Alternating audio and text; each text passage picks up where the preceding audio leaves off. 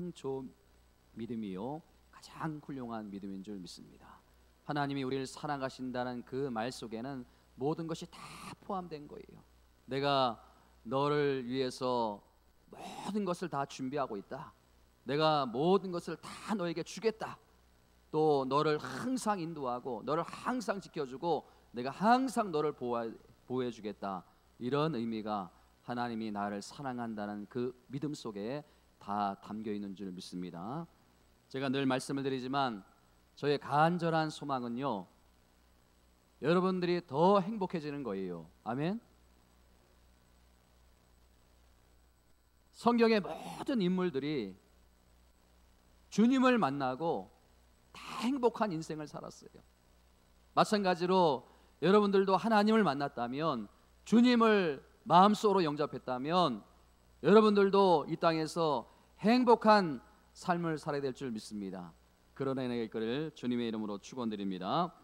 지금 일본 도쿄에서는요, 지구촌의 큰 축제인 그 올림픽 경기가 한참인데요, 어제 저녁만 해도요, 여자 배구팀이 축적 일본과의 경기에서 짜릿한 역전 승리를 여러분 거두지 않았습니까? 이 메달을 위한 이 각국 선수들의 그 진념과 투지와 또 이 노력에 감동을 받는데요, 우리나라만 해도 제가 평소에 몰랐던 그 선수들의 이름을 제가 이제 알게 되었는데요, 여러분 특별히 그 양궁의 그 김재덕 선수라고 무려 이제 만 17살인데 이관왕이 되고요, 또 그 안산이라는 선수는요 이제 만 20살인데 삼관왕이 되고요, 또 그 외에도 뭐 수영의 황선우 선수라든가 사격의 뭐 김민정 선수라든가, 여러분 올림픽 이전에는 전혀 몰랐던 이름이 아닙니까? 예? 그런데 지금 그 선수의 이름을 모르는 이들이 이 대한민국에 누가 있겠습니까? 그러니까 여러분, 이 올림픽이 그 선수들의 인생에는 하나의 분기점이 된 것이 아닙니까? 올림픽 이전과 올림픽 이후에가 완전히 달라진 거예요. 그러니까 이 올림픽이 그 선수들에게는 인생의 터닝 포인트가 된 거예요. 저는요, 이 올림픽을 이렇게 경험하면서 우리 인생, 개인의 인생에도, 여러분들의 인생에도 터닝 포인트가 있지 않습니까? 그 터닝 포인트가 누구예요? 예수님을 만난 거 아닙니까? 예수님을 만나기 이전과 예수님을 모르는 그 이전의 삶과 예수님을 만나고 그 이후의 삶이 우리에겐 터닝 포인트예요. 인생의 분기점이에요. 여러분, 우리 개인도 마찬가지지만 이 세상의 역사를 크게 구분하면요, BC 기원 전, 그리고 또 AD 기원 후, 이렇게 크게 구분이 되지 않습니까? 여러분, BC가 뭐예요? 영문으로 하면 Before Christ, 그리고 예수님 이전에, 그리고 AD가 뭡니까? 아노 도미니. 이 아노라는 것은요 애프터라고요, 또 이 도미니라는 것은요 로드라는 거예요. 로드.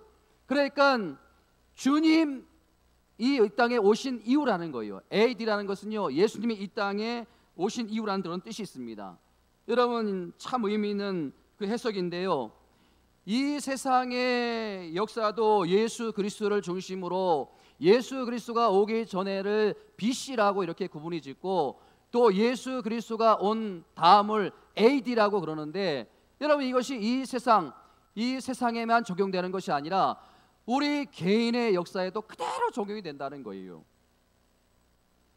여러분, 이 세상에 정말 많은 사람들 가운데 아직까지도 예수님을 알지 못해가지고 BC, Before Christ라는 그런 삶을 사는 사람이 있는가 하면, 예수 그리스도를 개인의 구주로 영접하는 그 사건 이후의 삶, AD의 삶을 사는 사람들이 여러분들이 아닙니까? 저와 여러분들이 아닙니까? 오늘 이 예배 시간에 참석한 여러분들, 오늘 이 시간에 영상으로 예배드리는 사람들이 BC의 삶을 사는 것이 아니라 AD의 삶을 살고 있는 줄 믿습니다. 아멘? 여러분, 그렇다면요, 중요한 것은요, 주전의 삶과 주후의 삶, BC의 삶과 이 AD의 삶을 구분하는, 나누는 기준이 도대체 뭐냐는 거예요. 예? 기준이 뭐냐는 거예요. 뭐 술, 담배 안 하면 AD의 삶을 사는 것이고, 술, 담배 하면 BC의 삶을 사는 것이고, 헌금 생활을 잘하면 AD의 삶을 사는 것이고, 헌금 생활을 잘못하면 뭐 BC의 삶을 사는 것이고, 무슨 봉사가 그 기준이고.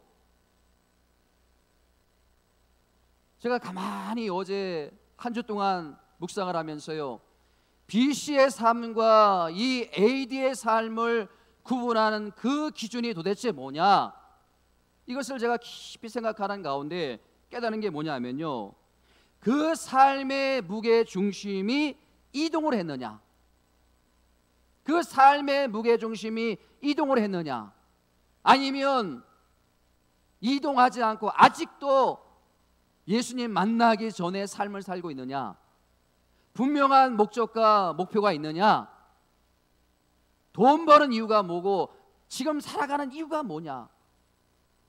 여러분, 이게 BC와 AD의 삶을 나누는 기준점이 된다는 거예요. 자, 여러분, 오늘 본문을 가만히 보세요. 이 바울은요, 자기 자신의 삶을 BC의 삶과 AD의 삶으로 나누어 설명하는데, 여러분 그 차이를 한번 잘 보세요. 자, 빌립보서 3장 4절부터 6절까지 말씀을 보세요. 자막을 봅니다.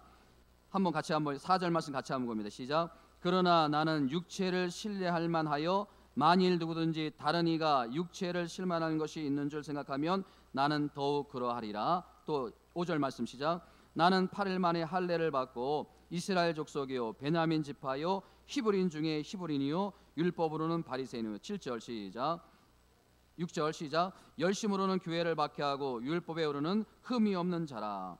바울은 지금 자기의 과거에 예수님 만나기 전에 그 BC의 삶의 형태를 이렇게 고백하고 있는 거예요. 예? 그 다음에 여러분 빌립보서 3장 7절로 8절에 가보면요, AD의 삶을, 자기가 예수님 만나고 이후의 삶을 이렇게 묘사하고 있어요. 자, 7절 말씀 같이 한번 읽어봅니다. 시작. 그러나 무엇인지 내게 유익하던 그것을 내가 그리스도로 하여 다 해로 여길 뿐더러. 또 8절 시작. 내가 또한 모든 것을 해로 여김은 내 주 그리스도 예수를 아는 지식이 가장 고상하기 때문이라. 내가 그를 위하여 모든 것을 잃어버리고 배설물로 여김은 그리스도를 얻고. 여러분 보세요. 바울이 지금요, 자기의 과거의 그 삶을 두 분류로 이야기하고 있습니다. 자기의 삶을 BC의 삶이라고 또 규정을 짓고, 또 AD의 삶을 살았다고 이렇게 구분하고 있다는 거예요. 근데 여러분, 중요한 건 뭐냐면요, 이 BC의 삶과 이 AD의 삶을 구분짓는 가장 결정적인 기준이 뭐냐는 거예요. 예? 가장 결정적인 기준이 뭐냐는 거예요. 자기 삶의 무게 중심이 완전히 이동했다는 거예요. 과거에는요, 육체적인 것, 그런데 AD의 삶은 뭐예요? 영적인 것으로 바뀌었다는 거예요. 삶의 무게 중심이 완전히 이동했다는 거예요. 여러분, 과거 BC의 삶을 설명하는 그 첫 번째 단어가 뭔지 한번 보세요. 4절 말씀에 보면, 3장 4절 말씀에 보면 뭐라고 그러냐면 내가 육체를 신뢰할 만하며.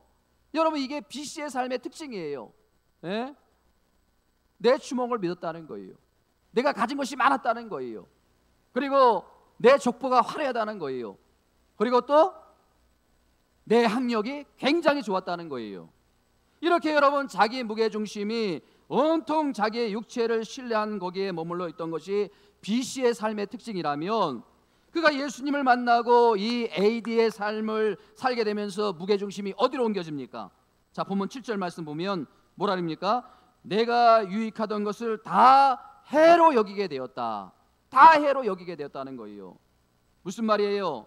여러분, BC의 삶의 무게중심을 갖고 있었던 이 육체적인 것, 내가 평소에 자랑했던 것들, 그것이 다 이제 관심이 없어졌다는 거예요. 심지어는 그것들을 뭐로 여긴다고요?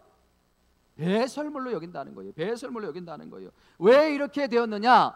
8절 말씀 보세요. 8절 말씀에 보니까 그 이유를 말씀하고 있는데, 그 이유가 뭐냐면 내 주 그리스도 예수를 아는 지식이 뭐라고요?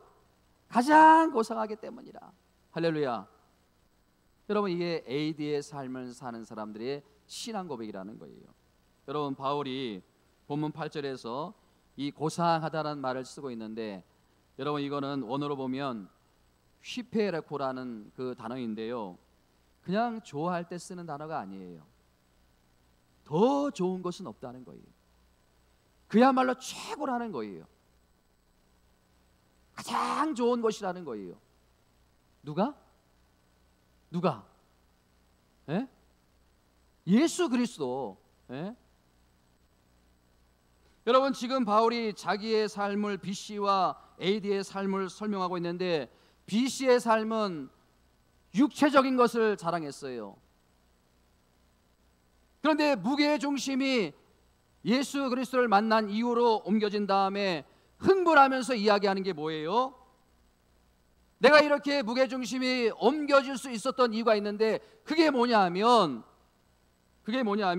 가장 고상한, 너무나 아름답고 고상한 예수 그리스도를 얻었기 때문에 그 이전에 내가 그렇게 소중했던 것들이 희재졌다는 거예요. 심지어는 배설물로 여겼다는 거 아닙니까? 사랑하는 성도 여러분, 여러분들은 이제 BC에서 AD로 옮겨진 삶을 사는 여러분들인 줄 믿습니다. 아멘. 여러분, 그렇기 때문에 우리가 이제는 그 AD의 삶을 살아. 근데 어찌된 영물인지요, 자꾸 그 BC의 삶을 추구하는 거예요. 예? 욕심을 버리지 못해요. 바라기는 오늘 이 시간 여러분들의 내면에 있는 어떤 육체적인 욕망, 육체적인 욕심이, 육체적인 자랑이 다 사라지기를 주님의 이름으로 축원을 드립니다. 여러분, 우리가 왜 그렇게 살아야 됩니까? 바울이 흥분하면서 소리쳤던 그 가장 고상하고 가장 아름다우신 그 예수 그리스도를 얻게 된 사람들에게는 하나님이 주시는 축복이 있다는 거예요. 아멘. 하나님이 주시는 축복이 있다는 거예요. 제가 오늘 그것을 말씀드리려고 하는데, 그걸 여러분들이 오늘 이 시간 마음에 잘 새기고 돌아가셔야 되는 거예요. 네 가지 AD의 삶을 사는 사람들에게는 네 가지의 하나님이 주시는 축복이 있는데, 첫 번째 축복이 뭐냐면 이 AD의 삶을 사는 사람들에게는 겸손이 있다는 거예요. 겸손. 여러분, 예수 그리스도로 말미암아 이 BC에서 AD로 옮겨진 사람들에게 나타난 가장 중요한 특징이 뭐냐면 그 첫 번째가 겸손이라는 거예요. 겸손. 교만한 태도가 없어진다는 거예요. 여러분, 바울을 보세요. 본문 12절 말씀에 얼마나 그가 겸손했는지. 자, 12절 말씀 보세요. 12절 같이 시작. 내가 이미 얻었다함도 아니요 오직 이뤘다함도 아니라. 13절 시작. 형제들아, 나는 아직 내가 잡은 줄로 여기지 아니하고. 여러분, 바울이 처음부터 이렇게 겸손한 사람이 아니었어요. 바울이 BC의 삶을 살 때 예수님을 만나기 전에는 굉장히 교만했던 사람이 아닙니까? 세상의 모든 법도가 다 자기 중심이에요. 자기가 맞다고 하면 진리고요, 자기가 틀리다고 하면 그것은 악이에요. 모든 것이 다 자기 기준이었어요. 그렇게 교만했던 바울이었는데 예수님을 만나고 AD의 삶으로 넘어가니까 교만이 없어져 버렸어요. 교만이 다 사라져 버렸어요. 자기가 세상에서 제일 잘났고 자기가 세상에서 최고인 줄 알았는데, 그렇게 교만을 떨었는데 하나님을 알아가면 알아갈수록 하나님의 크심이 느껴지는 거예요. 하나님의 위대하심이 느껴지는 거예요. 예수님을 만나고 예수님을 알면 알수록 자신의 연약함이 더욱더 느껴지는 거예요. 자신의 나약함이 더욱더 느껴지는 거예요. 바라기는 여러분들이 하나님을 알아가면 알아갈수록, 또 예수님을 만나면 만날수록 여러분들의 나약함이 느껴지고 여러분들의 연약함이 느껴져서 오직 강하신 주님만을 붙들 수 있는 저와 여러분들이 되기를 주님의 이름으로 축원드립니다.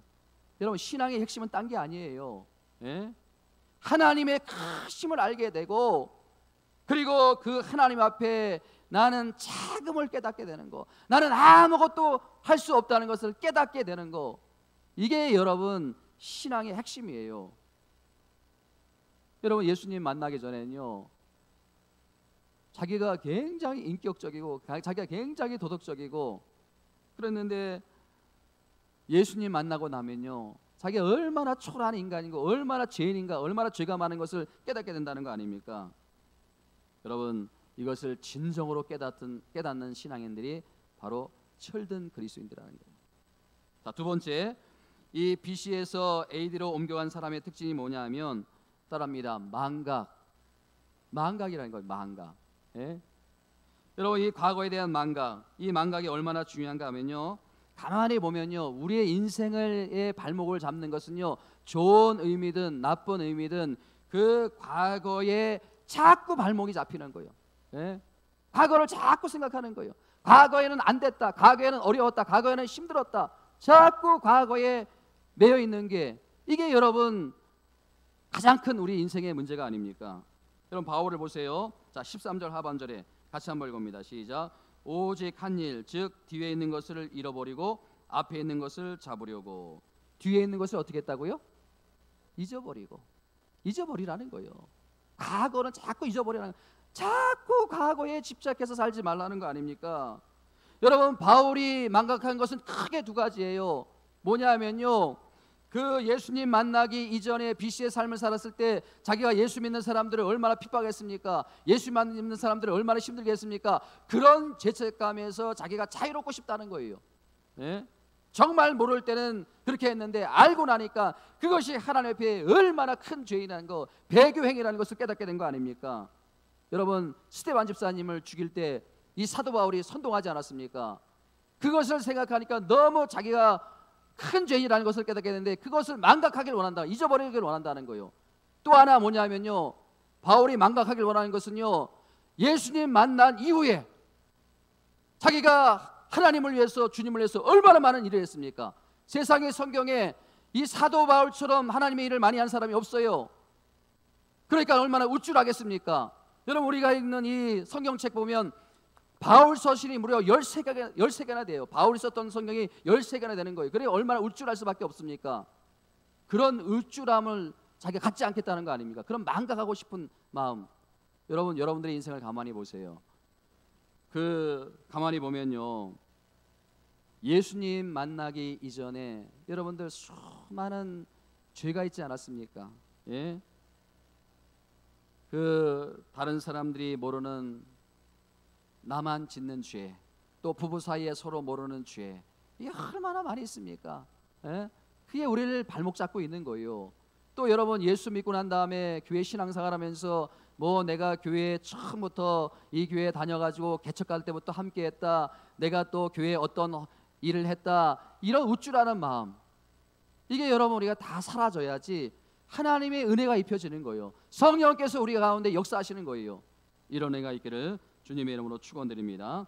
자, 세 번째, 점점 중요한 것으로 갑니다. 자, AD의 삶을 사는 사람들에게 나타나는 하나님께서 주신 축복이 뭐냐면 따라합니다. 집중력이다. 자, 여러분 13절 말씀 후반절에 보세요. 뒤에 있는 것을 잃어버리고 뭐라고요? 앞에 있는 것을 잡으려고. 자, 그 다음 구절이 중요합니다. 자, 14절 말씀 보세요. 시작. 표대를 향하여 그리스도 예수 안에서 하나님이 위에서 부르신 부르심의 상을 위하여 어떻게 한다고요? 달려가노라. 저는요, 이 바울의 삶을 딱 두 가지로 요약한다면요, 이 14절 말씀에 답이 나와요.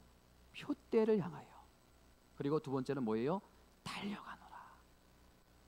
저는요, 여러분들의 남은 인생이 이 두 가지로 요약되길 바라는 거예요. 한번 따라옵니다. 표대를 향하여. 분명한 삶의 목표가 있다는 거예요. 내가 왜 돈을 벌어야 되고, 내가 왜 살아야 되고, 내가 왜 신앙생활을 해야 되는지 분명한 목표. 이게 첫 번째예요. 그 다음에 두 번째 뭐예요? 달려가노라. 그 분명한 목표가 설정이 되었으면 달려가는 거예요. 자루나 치우치지 않고 그 표대만을 향해서 달려가는 거예요. 따라합니다. 표대를 향하여 달려가노라. 다시 한번, 표대를 향하여 달려가노라. 여러분들에게 이러한 집중력이 있는 인생이 되기를 주님의 이름으로 축원드립니다.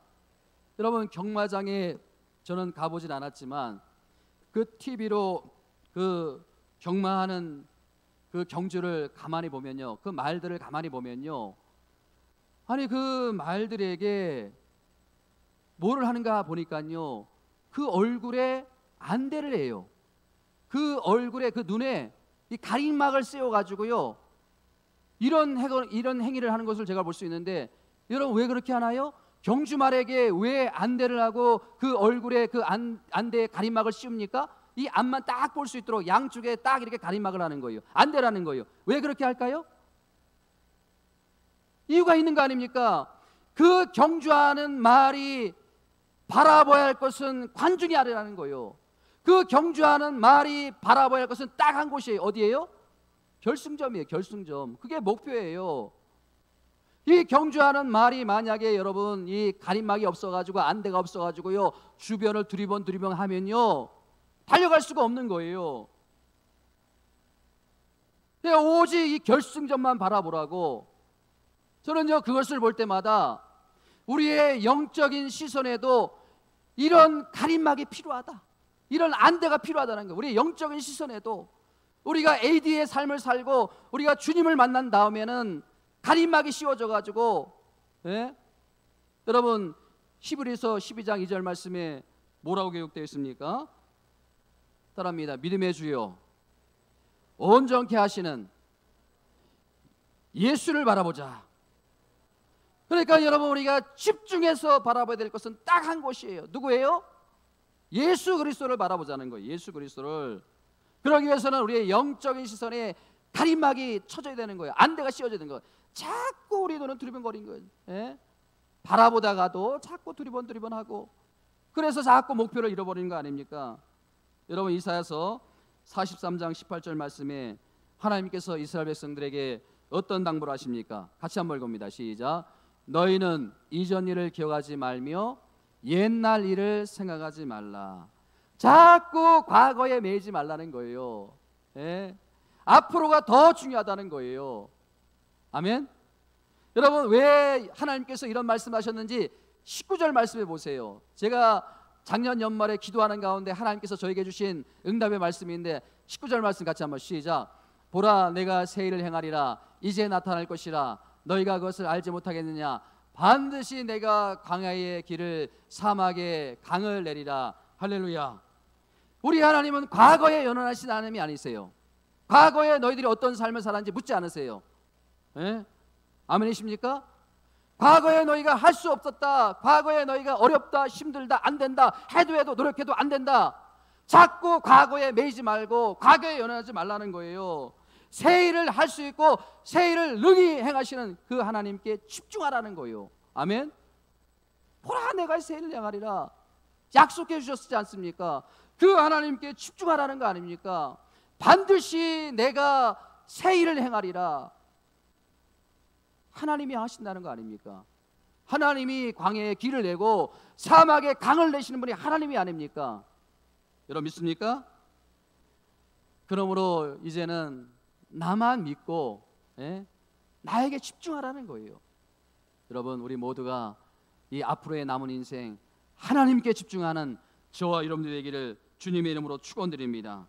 그러면 이전보다 더 신나고 더 행복한 인생을 살 수 있도록 우리 하나님께서 만들어 주신다는 거예요. 예.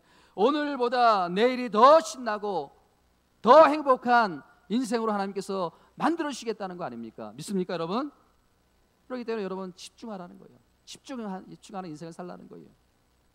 최근에 제가 아주 친한 그 목사님이 서울 대형 교회에 이제 사역을 하고 계시는데, 그 목사님하고 우연히 통화를 하면서 그 목사님이 참 저에게 놀라운 이야기를 해주시더라고요. 그 목사님께서도 이제 제자 훈련을 시키는데, 저도 제자 훈련을 한 12년 동안 해보았지만 남자 제자반 훈련을 시킨다는 거예요. 여러분 이 남자분들이 오죽 바쁩니까?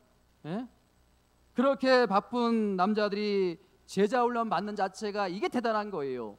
지난 교회에서도요 딱 제자 훈련 남자 기수가 한 기뿐이 안 나왔어요. 얼마나 바쁘면요 그 제자 훈련을 할 수가 없는 거예요. 이 제자 훈련 이 숙제가 장난이 아니에요. 예? 받아보신 분들은 알겠지만은, 그리고 심지어는 2번 결석하면 탈락이에요. 무조건 탈락이에요. 그런데 그 남자 제자반의 훈련을 받는 그분이 누군가 하면 굉장히 큰 뭐 회사의 그룹의 회장이에요. 회장. 이름만 대면 아는 분이에요. 이름만 대면 아는 분이에요. 예? CEO예요. CEO. 여러분 이것이 말도 안 되는 이야기거든요. 그 정도이시면요 출장도요, 해외 출장도 사흘이 멀다 하고 다니고요, 또 처리할 일이 얼마나 많습니까? 여러분 잠시라도 쉴 틈이 없는 게 이 CEO가 아닙니까? 얼마나 스케줄이 빡빡한 거예요. 근데 이분이요, 어느 날 홍콩으로 출장을 갔대요.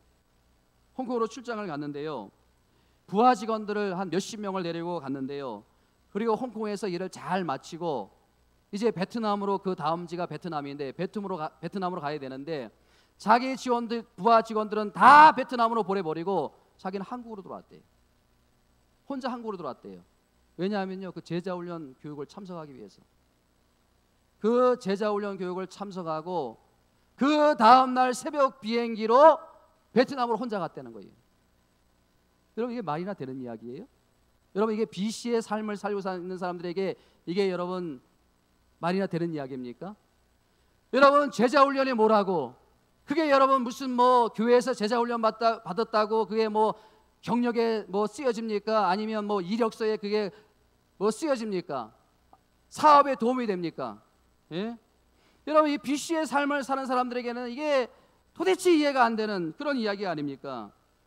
근데 제가 그 이야기를 이렇게 들으면서요, 제일 먼저 생각이 드는 게 뭐냐면요, 그렇게 하니까 하나님께서 그 유명한 회사의 CEO로 세워주셨지. 그렇게 하니까. 예? 여러분, 그 바쁜 CEO가, 그 목사님이 하는 이 얘기가, 그렇게 바쁜데도, 그렇게 스케줄이 빡빡한데도요, 주일 예배 빠지는 걸 못 봤대요. 주일 예배 빠지는 걸 못 봤대요. 여러분, 이 BC의 삶을 사는 사람들에게도요, 자신에게 주어진 일에 대해서 목숨을 다합니다.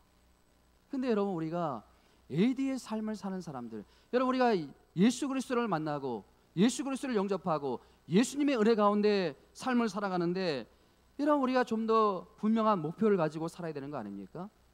네? 여러분, 너무 우리가 느슨해요. 보면 신앙생활이 너무 느슨해요. 제가 늘 말씀드리지만 영적인 나사가 다 풀려 있어요.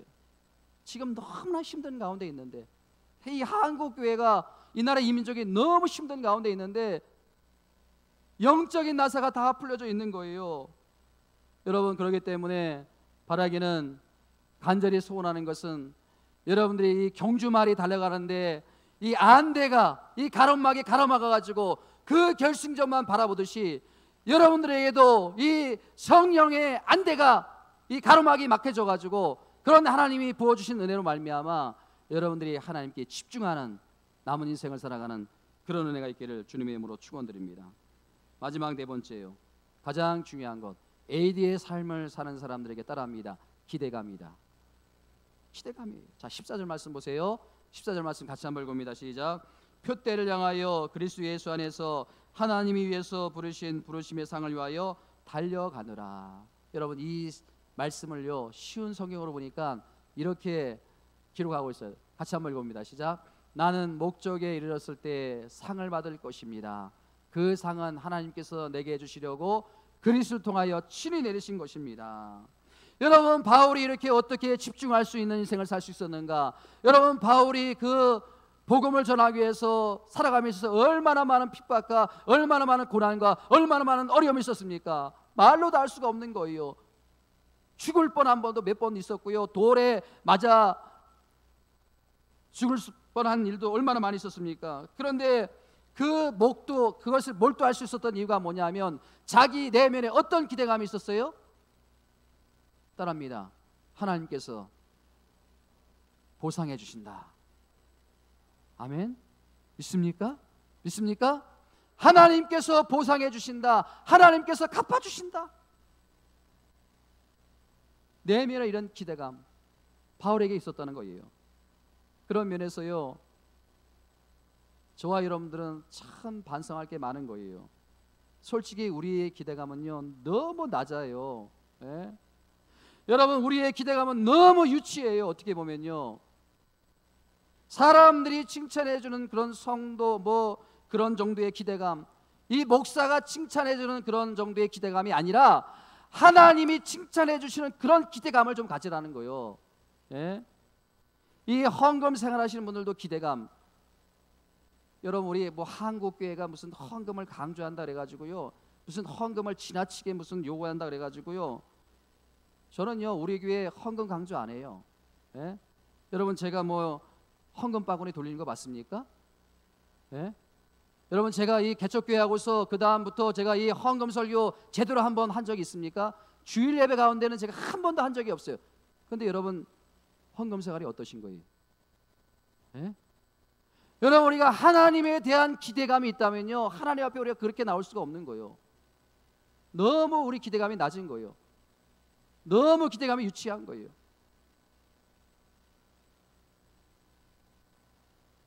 여러분 지금은요 우리는 그 어느 때보다도 어려운 시기를 보내고 있어요. 그런데 우리를 더 힘들고 더 무섭게 하는 게 뭐냐면요, 하나님의 침묵이에요. 하나님의 침묵. 제가 여러분 금요기도회 때 한번 말씀을 드렸지요. 하나님의 침묵.